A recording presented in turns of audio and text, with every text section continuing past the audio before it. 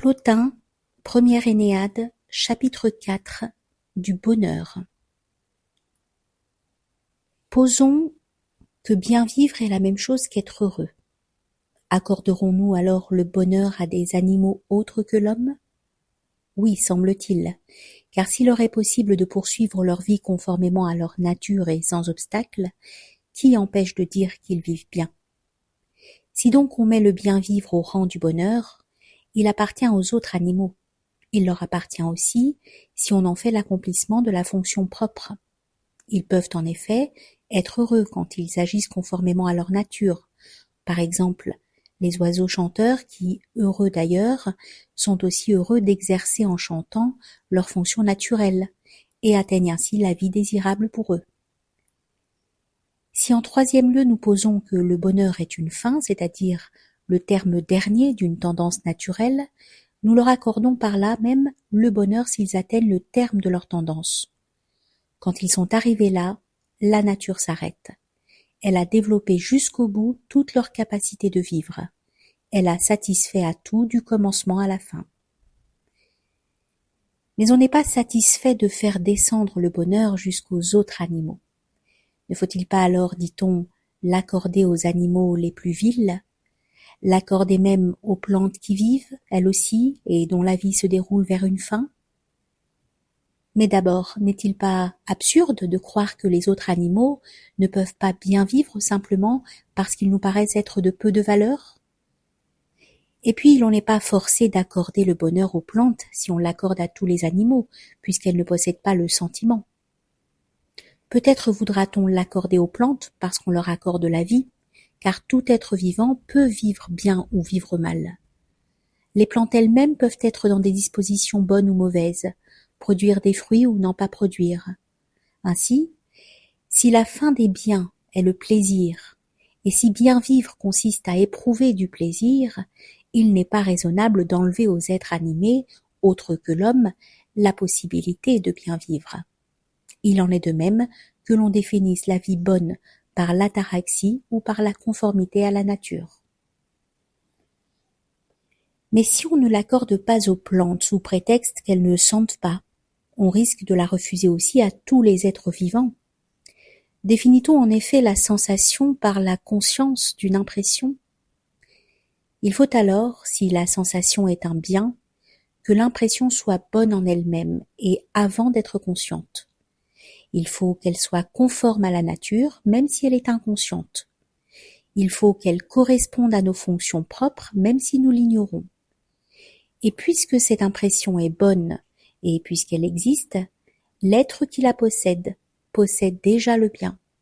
Pourquoi donc ajouter qu'elle doit encore être sentie?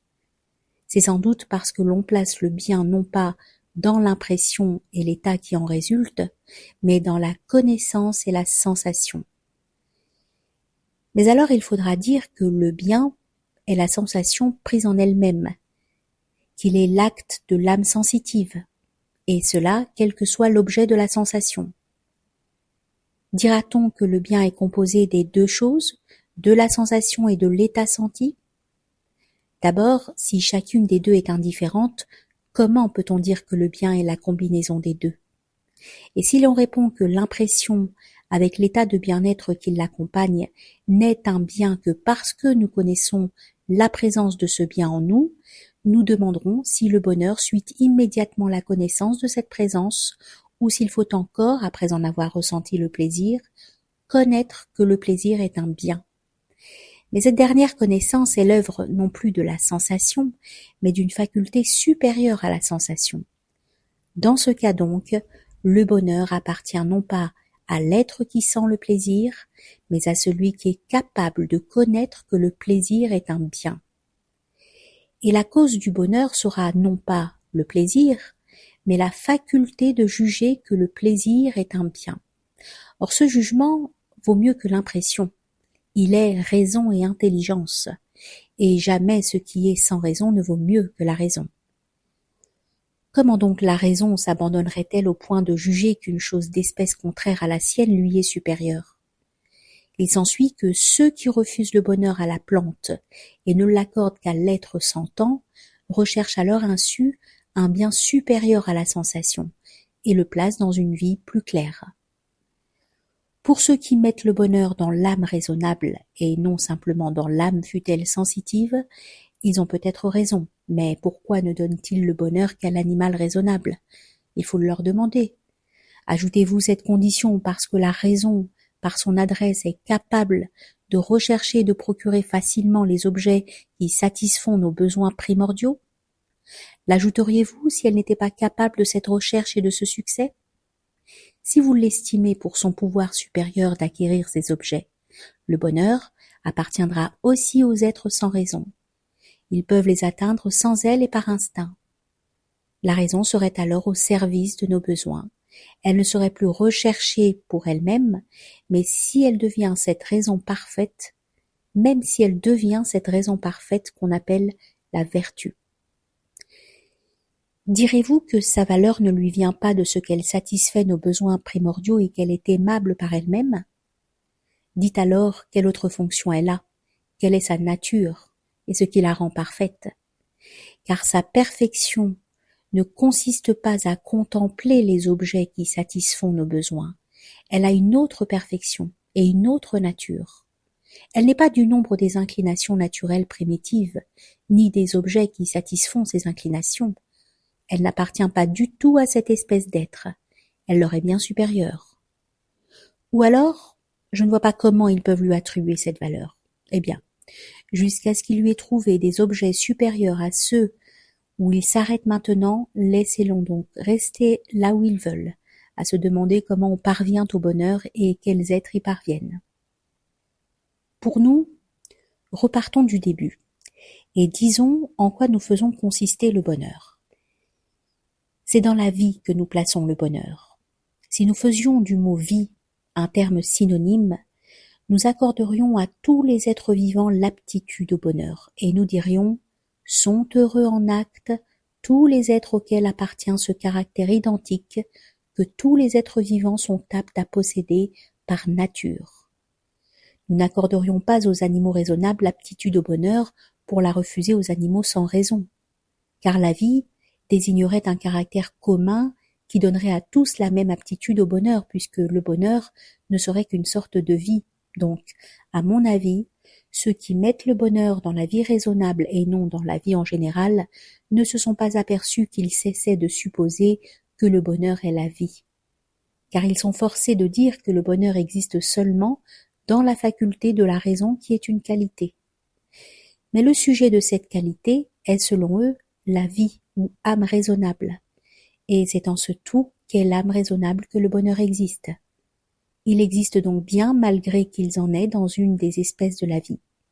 Je parle des espèces de la vie non au sens où des espèces sont des subdivisions d'un même genre, mais au sens où nous disons qu'un terme est antérieur et l'autre postérieur.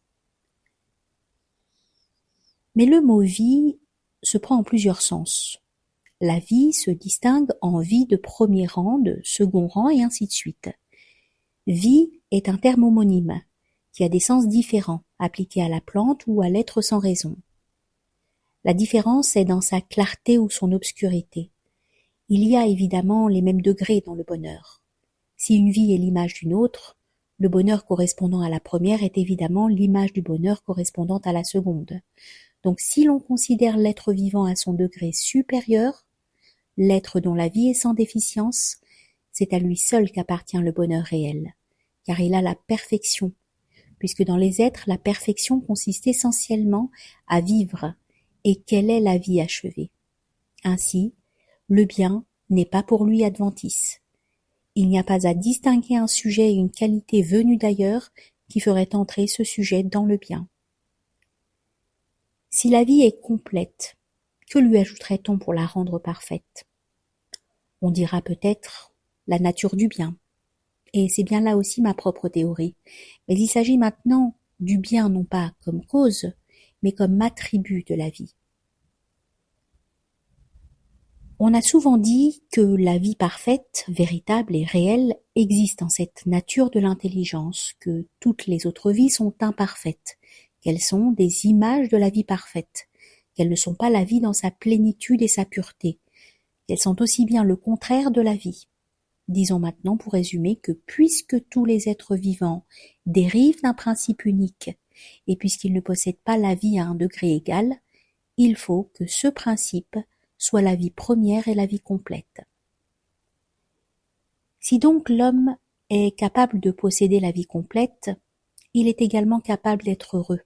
Sinon, l'on réserverait le bonheur aux dieux, puisqu'ils posséderaient seuls une vie de ce genre. Mais puisque nous affirmons que le bonheur existe aussi chez les hommes, il faut rechercher de quelle manière il existe. De la manière suivante. L'homme a la vie complète quand il possède non seulement la vie des sens, mais la faculté de raisonner et l'intelligence véritable. Il en est d'autres preuves. Mais est-ce qu'il possède cette vie comme on possède une chose différente de soi-même? Non pas, puisqu'il n'est pas d'homme qu'il ne la possède ou bien en puissance ou bien en acte. S'il la possède en acte, nous le disons heureux. Dirons-nous que cette forme de vie, cette vie complète, est en lui comme une partie de lui-même? Distinguons. Les autres hommes la possèdent bien comme une partie d'eux-mêmes, parce qu'ils la possèdent seulement en puissance. Mais l'homme heureux est celui qui désormais est en acte cette vie elle-même, celui qui est passé en elle jusqu'à s'identifier avec elle. Désormais, les autres choses ne font que l'environner, sans qu'on puisse dire que ce sont des parties de lui-même, puisqu'il cesse de les vouloir et qu'elles ne sauraient adhérer à lui que par l'effet de sa volonté. Qu'est-ce que le bien pour cet homme? Il est son bien à lui-même, grâce à la vie parfaite qu'il possède.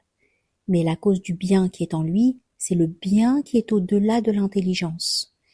Et il est, en un sens, tout autre que le bien qui est en lui. La preuve qu'il en est ainsi, c'est que, dans cet état, il ne cherche plus rien. Que pourrait-il chercher? Des choses inférieures? Non pas. Il a en lui la perfection. Celui qui possède ce principe vivifiant mène une vie qui se suffit à elle-même. L'homme sage n'a besoin que de lui-même pour être heureux et acquérir le bien. Il n'est de bien qu'il ne possède. Il cherche d'autres choses, c'est vrai, mais il les cherche parce qu'elles sont indispensables non pas à lui, mais aux choses qui lui appartiennent. Un corps lui est uni, et il les cherche pour ce corps. Ce corps, lui aussi, est un être vivant, mais vivant d'une vie qui a ses biens propres, qui ne sont pas ceux de l'homme véritable. L'homme connaît ses biens du corps, et il les lui donne sans rien entamer de sa propre vie à lui. Dans la chance adverse, son bonheur n'est pas amoindri. Il est immuable, comme la vie qu'il possède. Quand ses proches ou ses amis meurent, il sait ce qu'est la mort, et ceux qui la subissent le savent aussi s'ils sont des sages. La perte de ses proches et de ses parents n'émeut en lui que la partie irrationnelle dont les peines ne l'atteignent pas. Mais les souffrances, les maladies, et tous les autres obstacles qui empêchent d'agir, et la perte de conscience qui peut être l'effet des filtres et de certaines maladies, comment le sage atteint de tous ces maux pourra-t-il bien vivre et être heureux sans parler encore de la pauvreté et de l'obscurité? Voilà bien des objections dès que l'on envisage ces maux et en particulier les fameuses infortunes de Priam. Le sage, dit-on, les supporte et les supporte facilement. Oui, mais il ne les a pas voulues. Or, tout doit être voulu dans la vie heureuse. Il est faux que notre sage soit une âme et que son corps ne compte pas dans son être.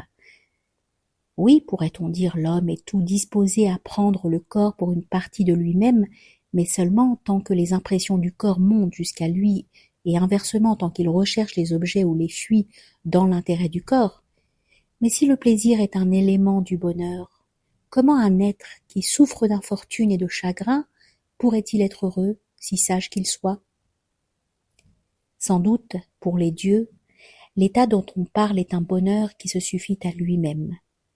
Mais chez l'homme, à la raison s'ajoute une partie inférieure.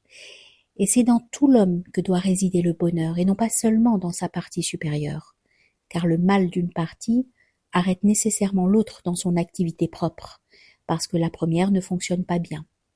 Ou bien alors il faut rompre tout lien avec le corps et la sensation du corps, et chercher ainsi à se suffire à soi-même pour être heureux. Je réponds au péripatéticien. Si l'on avait raison d'admettre que le bonheur consista à ne pas souffrir, à ne pas être malade, à éviter la malchance et les grandes infortunes, Personne ne serait heureux avec un sort contraire. Mais si le bonheur est placé dans la possession du vrai bien, pourquoi l'oublier? Pourquoi, sans le prendre en considération, juger que l'homme heureux recherche des choses qui ne sont pas des éléments du bonheur? Un amas de biens véritables et d'objets nécessaires à la vie, et même non nécessaires, que vous appelez des biens, voilà le bien pour vous. Il faut alors chercher à se procurer toutes ces choses. Mais si la fin des biens est une, s'il ne doit pas y avoir plusieurs fins, en ce cas on ne rechercherait plus une fin mais des fins, il faut prendre pour seule fin la fin dernière, la plus précieuse, celle que l'âme s'efforce d'embrasser en elle seule. L'effort et la volonté de l'âme ne tendent pas à ne pas l'atteindre. Quant à ces objets qui n'existent pas par nature, mais qui passent seulement, la pensée les fuit et les écarte de son domaine. Ou si elle cherche à les retenir, son vrai désir tend à une réalité supérieure à l'âme, et dont la présence la remplit et la calme. Voilà la vie qu'elle veut réellement. Et sa volonté n'est pas de posséder les objets nécessaires à la vie, si le mot volonté est pris en son sens propre et non en un sens abusif. Nous estimons sans doute à leur valeur la possession de ces objets. En général, nous évitons les mots, mais notre volonté propre n'est pas de les éviter, elle est plutôt de n'avoir pas besoin de les éviter. La preuve? Supposez que nous possédons ces prétendus biens, par exemple la santé et l'absence de souffrance. Qu'ont-ils alors d'attrayant? On s'inquiète peu de la santé tant qu'elle est là, ou de l'absence de souffrance. Voilà donc des avantages qui, tant qu'on les possède, n'ont aucun attrait et n'ajoutent rien au bonheur. Ils s'en vont. Leur contraire arrive avec leur cortège de peines. Alors on les recherche. N'est-il donc pas raisonnable de dire qu'ils sont des choses nécessaires et non pas des biens?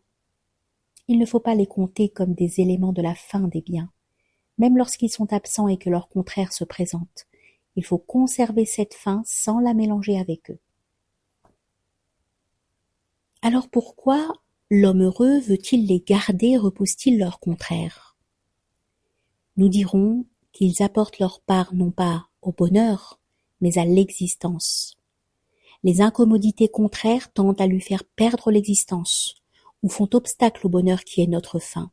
Non qu'elles le suppriment, mais celui qui possède la chose la meilleure veut la posséder seule et sans rien d'autre. Or les incommodités, si elles ne suppriment pas le bonheur par leur présence, existent pourtant à côté de lui. Mais si l'homme heureux éprouve un désavantage qu'il n'a pas voulu, rien ne lui est enlevé de son bonheur. Sinon, chaque jour, avec tous les changements qu'il éprouve, il déchoirait de son bonheur. Par exemple, il peut perdre son enfant ou sa fortune. Il peut arriver 1000 accidents contraires à sa volonté. Mais ces accidents n'ébranlent pas la fin qu'il a atteinte. Oui, dit-on, les accidents vulgaires, mais non les grands malheurs. Qu'y a-t-il d'assez grand dans les choses humaines pour ne pas être dédaigné par celui qui les a surmontées et n'a plus d'attache aux choses d'en bas? Et s'il estime que l'heureuse fortune, si haute qu'elle soit, n'est pas une grande chose, mais celle d'un roi, d'un souverain de cité et de peuple, d'un fondateur de colonies et de cités, pourquoi considérera-t-il comme une grande chose la chute d'un empire et le bouleversement de sa cité? Et s'il estimait que c'est un grand mal, ou même un mal, il aurait une opinion ridicule et ne serait plus un sage. Voilà de grandes choses. Du bois, de la pierre et, par Zeus, la mort d'êtres mortels. Et c'est lui, disons-nous, qui devrait avoir cette doctrine que la mort vaut mieux que la vie avec le corps. S'il sert de victime, regarde-t-il la mort comme un mal pour lui parce qu'il est mort près des autels? S'il n'est pas enterré, son corps pourrira aussi bien sur terre que sous la terre. S'il est enterré, sans luxe et sans épitaphe, si on ne l'a pas jugé digne d'un tombeau élevé, c'est de la petitesse d'esprit d'en souffrir. Est-il emmené comme prisonnier de guerre? Il a une voie pour s'en aller, s'il ne lui est plus possible d'être heureux. Mais ce sont ses proches qui sont faits prisonniers, par exemple ses brus ou ses filles. Quoi donc, dirons-nous? S'il meurt sans avoir vu chose pareille, va-t-il croire en s'en allant qu'elles étaient impossibles? Ce serait bien absurde. Il croira plutôt qu'il était possible que les siens tombent en de tels malheurs, et parce qu'il croit que ces malheurs arriveront, en sera-t-il moins heureux? Certainement, malgré cette croyance, il est heureux. Il est donc aussi heureux quand ils arrivent. Il réfléchit que la nature de ce monde est telle qu'il faut supporter ces accidents et s'y prêter. Bien des prisonniers de guerre sont plus heureux qu'auparavant, et si leurs maux leur pèsent, il dépend d'eux de quitter la vie. S'ils restent, ou bien ils ont raison et leur sort n'a rien de redoutable, ou bien ils n'ont pas raison, ils restent alors qu'il faut partir et ils sont cause de leur malheur. Et pour la sottise d'autrui et même de ses proches, le sage ne se rendra pas lui-même malheureux. Il ne liera pas son sort à la bonne chance ou à la malchance des autres. Et ses souffrances personnelles, lorsqu'elles sont violentes, il les supportera tant qu'il pourra. Lorsqu'elles dépassent la mesure, elles l'emporteront. Il n'excitera pas la pitié par ses souffrances. La flamme qui est en lui brille comme la lumière de la lanterne dans les tourbillons violents des vents et dans la tempête. Et s'il perd conscience, et si la douleur se prolonge sans être pourtant assez forte pour l'anéantir, si elle se prolonge, il décidera ce qu'il doit faire, car son libre arbitre ne lui est pas enlevé. Il faut savoir que le sage n'envisage pas ses impressions de la même manière que les autres. Elles ne pénètrent pas dans l'intimité de lui-même, et cela est aussi vrai des autres impressions que des douleurs, de ses propres souffrances ou des souffrances d'autrui, car ce serait faiblesse d'âme. La preuve, c'est un avantage, pensons-nous, de ne pas voir ces malheurs. C'est un avantage s'ils arrivent, qu'ils n'arrivent qu'après notre mort. Et ainsi, nous ne songeons pas à l'intérêt de ceux qui restent, mais au nôtre propre, qui est de ne pas souffrir. Voilà notre faiblesse. Il faut l'extirper, ne pas nous laisser effrayer par les événements. Mais dit-on, c'est un penchant naturel de souffrir du malheur de ses proches. Que l'on sache bien que tout le monde n'est pas ainsi, et que le rôle de la vertu est de conduire les instincts communs à tous à une forme meilleure et plus belle que chez le vulgaire. Et il est beau de ne pas céder aux événements que redoute notre instinct. Il ne faut pas ignorer l'art de la lutte. Il faut prendre ses dispositions comme un habile athlète dans la lutte contre les coups du sort. Il faut savoir qu'ils sont insupportables pour certaines natures, mais qu'ils sont supportables pour la sienne. Ils ne sont pas terribles, et seuls des enfants les redoutent. Le sage les veut-il donc? Non pas. Mais la présence de la vertu rend son âme inébranlable et impassible, même dans les événements qu'il n'a pas voulus. Et lorsqu'il perd la raison sous le flot des maladies ou des artifices de la magie, si les stoïciens admettent que dans ces conditions il ne perd pas la sagesse non plus que dans l'état de sommeil, qu'est-ce qui l'empêche de garder le bonheur? Car les stoïciens disent qu'il ne perd pas le bonheur pendant son sommeil. Ils ne déduisent pas la durée du sommeil du temps de son bonheur, puisqu'ils disent qu'il est heureux pendant toute la vie. On dira qu'il est alors heureux, mais non pas sage. Mais l'on ne parle plus alors de la même question. C'est dans la supposition où il reste sage que nous demandions s'il est heureux tant qu'il reste sage. Soit, dit-on, il reste sage. Sans le sentiment de sa vertu et sans les actions vertueuses, comment pourrait-il être heureux?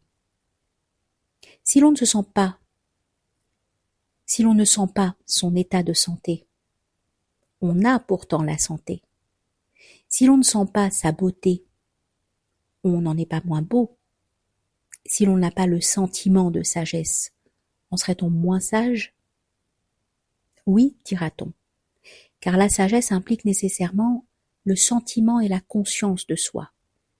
C'est dans la sagesse qui agit que l'on trouve le bonheur. Si la pensée et la sagesse étaient des qualités acquises, l'argument serait bon. Mais la sagesse est dans la substance d'un être, ou plutôt de l'être. Cet être ne disparaît pas quand le sage est dans l'état de sommeil ou dans un état inconscient quelconque. L'acte de cet être est lui-même dans le sage, et cet acte est une veille sans sommeil. Le sage comme tel agit donc même dans cet état. Mais cette action lui échappe. Non pas, il est vrai, à lui tout entier, mais à une partie de lui-même. L'activité végétative aussi existe en nous, mais elle ne s'étend pas à tout l'homme. Nous ne percevons pas cette activité par la sensation. Si le moi était cette activité, c'est lui qui agirait alors. En réalité, il est non pas cette activité, mais une activité pensante. Donc quand la pensée agit, c'est nous qui agissons. Cette action lui échappe sans doute parce qu'elle ne se rapporte pas à un objet sensible, car ce n'est que par l'intermédiaire de la sensation qu'il peut rapporter son activité à des objets intellectuels. Et pourquoi l'intelligence et l'âme intellectuelle n'agiraient-elles pas par elles-mêmes, puisqu'elles sont antérieures à la sensation et à l'impression qu'on en a? Il faut bien alors qu'il y ait un acte antérieur à cette impression, puisque pour l'intelligence, penser est la même chose qu'exister. L'impression en a lieu, semble-t-il, lorsque la pensée se replie sur elle-même et lorsque l'être en action dans la vie de l'âme est en quelque sorte renvoyé en sens inverse. Telle l'image dans un miroir, quand sa surface polie et brillante est immobile. Le miroir est là, une image se produit. S'il n'y en a pas ou s'il n'est pas immobile, l'objet qui pourrait s'y refléter n'en est pas moins actuel. Il en est de même dans l'âme. Si cette partie de nous-mêmes dans laquelle apparaissent les reflets de la raison et de l'intelligence n'est point agitée, ces reflets y sont visibles. Alors, non seulement l'intelligence et la raison connaissent, mais en outre l'on a comme une connaissance sensible de cette action. Mais si ce miroir est en pièces à cause d'un trouble survenu dans l'harmonie du corps, la raison et l'intelligence agissent sans s'y refléter, et il y a alors une pensée sans image. D'ailleurs, on ne pourrait concevoir que la pensée est accompagnée de l'image si la pensée était elle-même une image.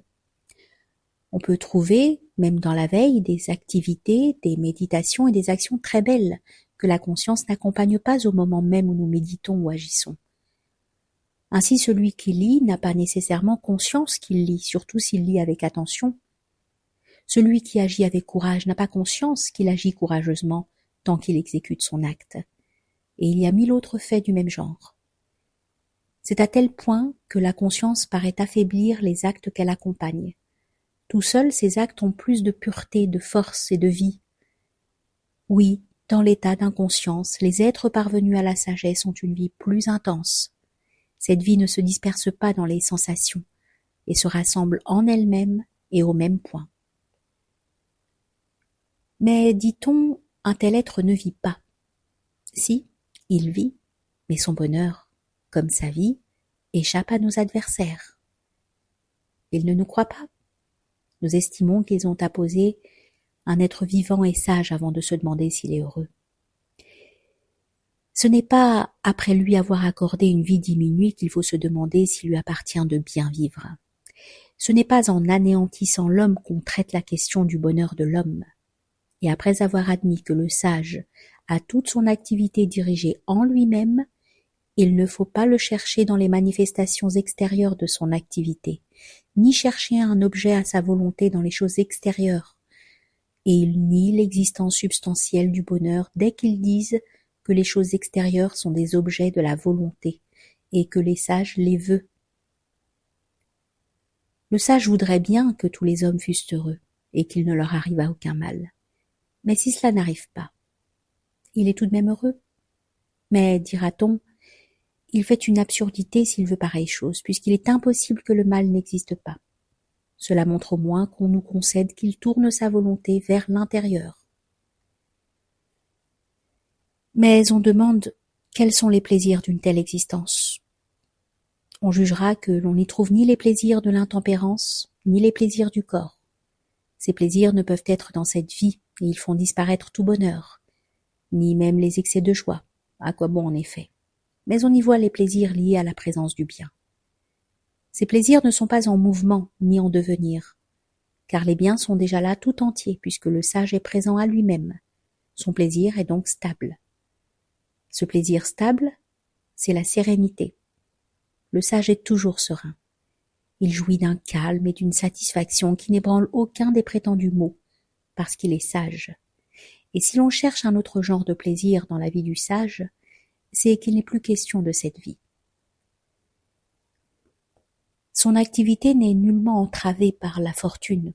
Elle change seulement lorsque change son sort, mais elle est toujours belle, et elle est peut-être d'autant plus belle que les circonstances lui sont moins favorables. Quant à ses actes de connaissance, il y en a qui se conforment à chaque objet en particulier. Ce sont sans doute ceux dont l'expression est précédée d'une recherche et d'un examen. Mais il est un suprême objet de science, le bien, qu'il a toujours avec lui et toujours à sa disposition. Il l'a plus encore que ne l'imaginent ceux qui disent « Je serais heureux fût-je dans le taureau de Phalaris ». Il est vain de nommer plaisante une telle situation. Le dirait-on 1000 fois, elle ne l'est pas. Qui dit cela en effet? C'est l'être plongé dans la souffrance.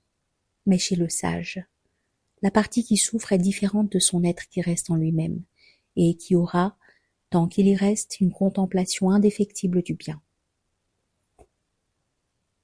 Non, l'être humain, et en particulier le sage, n'est pas double. La preuve, c'est que l'âme se sépare du corps et méprise les prétendus biens corporels. Il est ridicule d'estimer le bonheur du sage à la mesure de celui d'un animal. Le bonheur consiste à bien vivre, et puisque bien vivre, c'est agir, il n'existe que dans l'âme, et non pas même dans l'âme tout entière. Il n'existe pas dans l'âme végétative, de manière que par elle il atteignit le corps. Être heureux, ce n'est pas avoir un corps grand et robuste, et il n'est pas non plus dans le bon état des sens, puisque les excès des sens alourdissent l'âme, et risquent d'entraîner l'homme de leur côté. Il faut que, par une sorte de contrepoids qui le tire en sens inverse vers le bien, il diminue et affaiblisse son corps, afin de montrer que l'homme véritable est bien différent des choses extérieures. Que l'homme qui reste ici-bas soit beau et grand, qu'il soit riche et commande à tous les hommes. Il est d'une région inférieure, et il ne faut pas lui envier les séductions trompeuses qu'il y trouve. Mais le sage, qui peut-être ne possède pas du tout ces avantages, les amoindrira s'ils viennent à lui, puisqu'il ne prend soin que de lui-même. Il amoindrira et laissera se flétrir par sa négligence les avantages du corps. Il déposera le pouvoir, tout en veillant à sa santé, il ne voudra pas ignorer complètement la maladie. Il voudra même faire l'expérience des souffrances. Jeune, il ne les a pas subies, il voudra les connaître.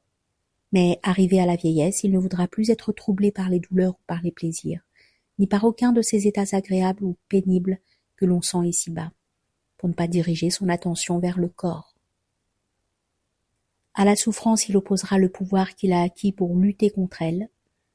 Le plaisir, la santé et l'absence de peine n'ajouteront rien à son bonheur, et les états contraires ne lui retireront rien et ne l'amoindriront pas.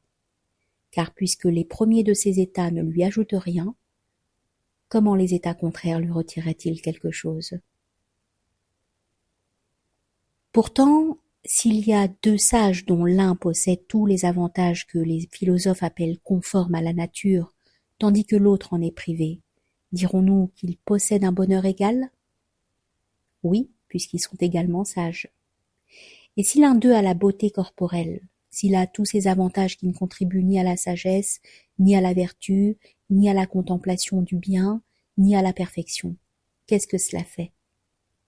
Lui-même qui les possède ne se vantera pas d'être plus heureux que celui qui ne les possède pas. Ils ne servent même pas à apprendre la flûte malgré leur abondance. Mais nous voyons le bonheur du sage avec les yeux de notre propre faiblesse. Nous estimons redoutable et terrible ce que l'homme heureux n'estime pas tel. Ou bien alors il n'est pas encore sage, et il n'est pas encore heureux, s'il n'a pas transformé toutes les images qu'il s'en faisait, s'il n'est pas en quelque sorte devenu un autre homme, s'il ne fonde pas sur lui-même l'assurance qu'il ne sera jamais atteint par le mal. Alors seulement il sera sans crainte. Si quelque chose l'intimide, il n'a pas la vertu parfaite, il ne l'a qu'à demi.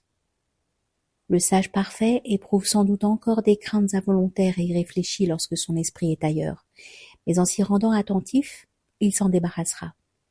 Il apaisera son émotion comme on apaise les peines d'un enfant, par la menace ou par le raisonnement, mais par une menace sans colère, et comme un regard sévère suffit à intimider l'enfant. Le sage éprouve pourtant les sentiments d'amitié et de reconnaissance. Il les éprouve à son propre égard. Il se rend à lui-même tout ce qu'il se doit. Il témoigne aussi de l'amitié à ses amis, mais une amitié accompagnée au plus haut point de clairvoyance intellectuelle. Si l'on n'élève pas le sage à ce point, si on ne le place pas dans l'intelligence, si on l'abaisse jusqu'à le soumettre à la fortune et à en craindre pour lui les dangers, c'est que l'on ne conserve pas au mot sage la valeur que nous lui donnons. On ne voit en lui qu'un brave homme chez qui le bien se mélange au mal, et on lui accorde une vie mêlée de bien et de mal. Mais un pareil homme ne mérite pas d'être appelé heureux. Il n'a pas cette grandeur qui consiste dans la valeur suprême de la sagesse et dans la pureté de la vertu. Il n'est donc pas possible de vivre heureux dans la société du corps. Platon a raison de dire que celui qui doit être sage et heureux prend son bien d'en haut. C'est là-haut qu'il tourne ses regards. Il prend son modèle et sa règle de vie. Cela doit suffire à sa fin. Le reste est pour lui comme son lieu d'habitation, qui peut changer sans que son bonheur en soit accru. Certes, il fait de toutes les choses répandues autour de lui l'objet de son action. Il se demande par exemple s'il s'établira ici ou là. Il accorde à ces choses autant que le commandent les nécessités de la vie et autant que son pouvoir le permet. Mais en lui-même, il est autre qu'elle. Rien ne l'empêche de les quitter. Et il les quittera au moment marqué par la nature. Mais il est maître d'en décider lui-même.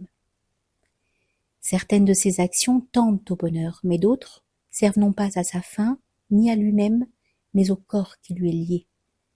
Il s'occupe de son corps et le supporte aussi longtemps qu'il lui est possible, comme un musicien fait de sa lyre tant qu'elle n'est pas hors d'usage.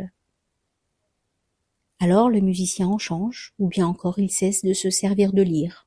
Il s'abstient d'en jouer. Il a maintenant une autre œuvre à accomplir, sans la lyre.